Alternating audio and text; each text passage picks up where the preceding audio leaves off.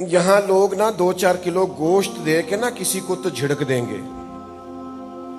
یہاں لوگ اپنا پھٹا پرانا لباس کسی کو دے کے تو کہیں گے کہ میں نے تیرے اوپر بڑا احسان کیا, تو میرا احسان مند ہو.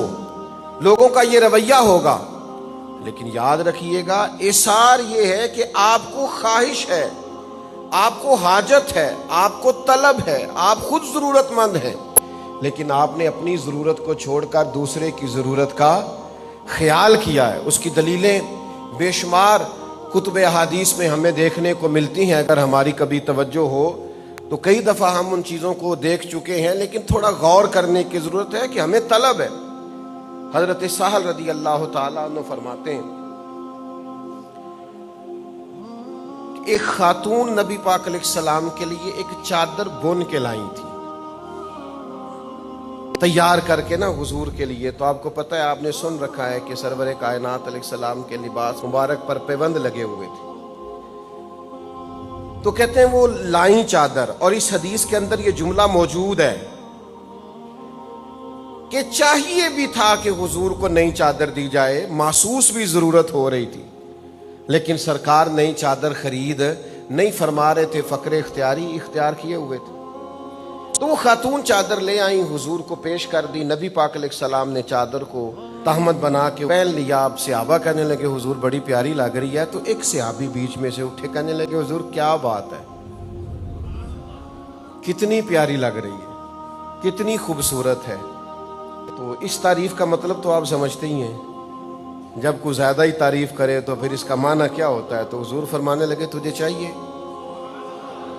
اس نے کہا کرم نوازی ہو جائے تو کیا بات ہے. کریم اندر تشریف لے گئے اور حضور نے اس چادر کو اتارا, پرانے والی پیوند والی چادر پھر پہن لی, اور اس چادر کو طے کر کے محبوب نے اس غلام کو عطا کر دیا.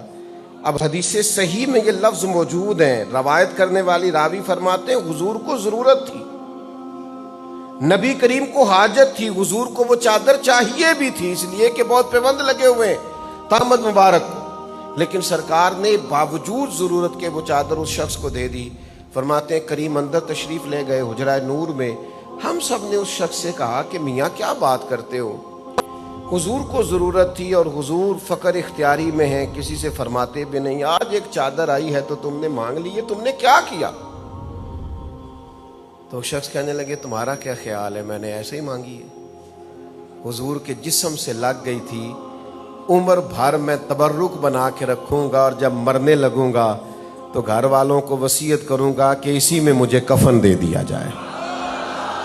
پسے مردن فرشتوں نے جو تلاشی لی تو کیا نکلا, فقط ایک دل کے گوشے سے خیال مصطفیٰ نکلا صلی اللہ علیہ وسلم. حضور نے ترجیح دی, فرمایا اگرچہ ضرورت ہے مجھے, اگرچہ حاجت ہے, لیکن اگر کوئی دوسرا ضرورت مند ہے تو اپنی ضرورت کو چھوڑ دیا جائے.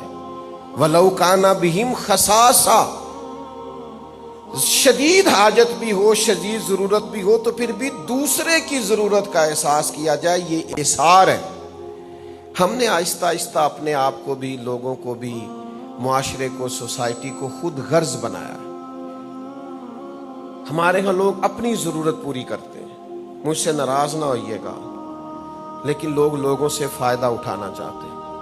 لوگ اپنے تعلقات کو بیچتے ہیں, عہدے اور منصب اور تعلقات, ان سے لوگ نفع اٹھاتے ہیں. بہت کم لوگ ملتے ہیں جو بے لوث ہوں, جو مخلص ہوں, جن کا ارادہ نفع لینے کا نہیں, محبت بانٹنے کا ہو.